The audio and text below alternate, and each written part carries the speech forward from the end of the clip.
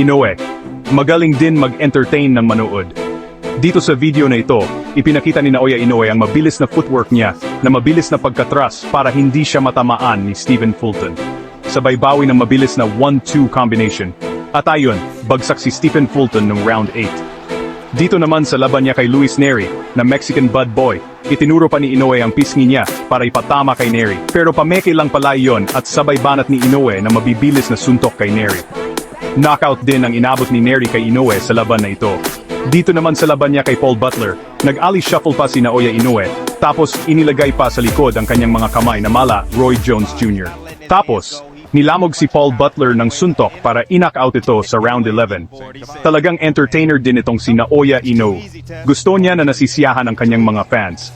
Kaya nga gusto niya na si Sam Goodman ay makipagpalitan sa kanya ng suntok para ganahan ang mga manood at hindi magiging lopsided ang laban, katulad ng laban niya kay TJ Doheny.